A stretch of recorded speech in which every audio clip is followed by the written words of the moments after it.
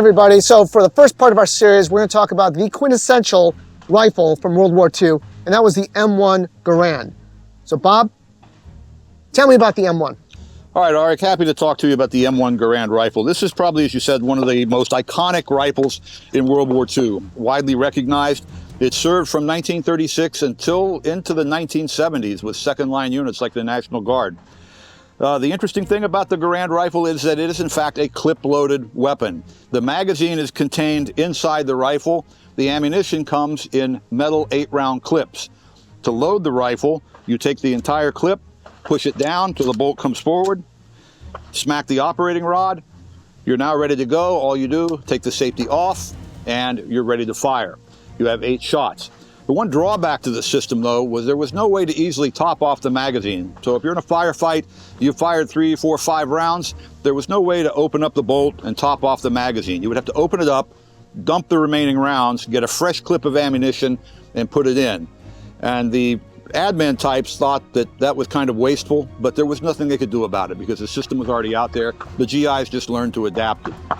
The other thing with the Garand rifle is at the end, after it's fired 8 rounds, this metal clip would spring out, the bolt would lock open, and this would hit the ground and make a ping. There's a story saying, oh, the enemy would hear the ping and know you were empty and attack you. But I'm thinking, listen, if you just fired 8 rounds of 30 caliber ammunition and you had someone shooting rounds of 8mm Mauser or 7.7mm Jap at you, you're not going to hear the ding of a little bell over all the ensuing chaos of combat. So I would declare that story to be in the realm of BS. That's pretty cool information, Bob.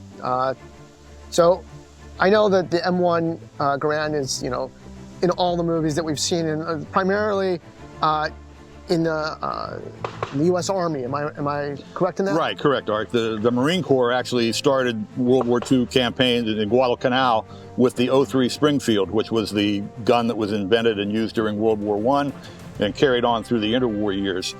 Like with any new piece of equipment, it was very slow in getting fielded out, so a lot of units did not have the M1 Garand rifle, and they were still carrying the Springfield.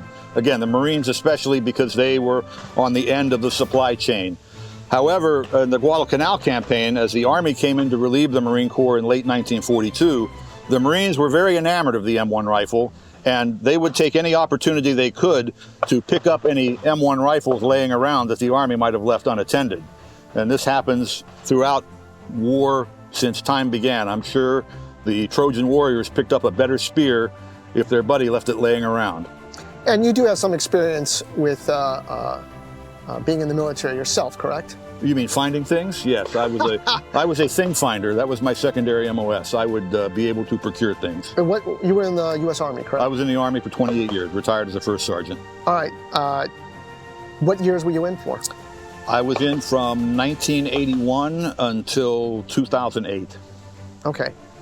So were you ever deployed? I deployed to Camp Bucca, Iraq in 03 to 05. And then I did a short contractor tour in 2012, working for the State Department in Kurdistan. Excellent. All right, so what we're going to do now is we're going to actually have a little bit of fun. I'm going to shoot the M1 Garand myself and of course, the tutelage of First Sergeant Bob Chen. Thank you, Art. Happy to. All right. All right, so now I'm going to shoot the M1 Garand. Let's see how things go. The ammo. Safety off.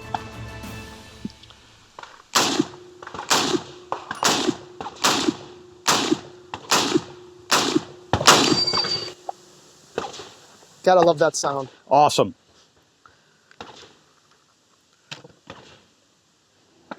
All right, so it was great shooting the Garand. I think it was a very cool firearm, and of course, brought me back to Saving Private Ryan. Saving Private Ryan, Band of Brothers, all those good World War II classics. All those good stuff. They're now 20 years old.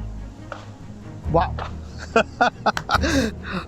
But anyways, great shows, and I enjoy watching them. You know, Clint Eastwood did a great job with the Pacific, and we're not going to get into it. We can do a whole movie thing one of these days. If you like First Sergeant Chenoweth, we'll bring him back for a whole movie discussion. We'll do arcane movie references for 500. Movie references first. Okay, but anyways, thank you very much for the first part of our 4-part series on the weapons of World War II, and we'll be back next time with another rifle that was very common, especially with U.S. Marines.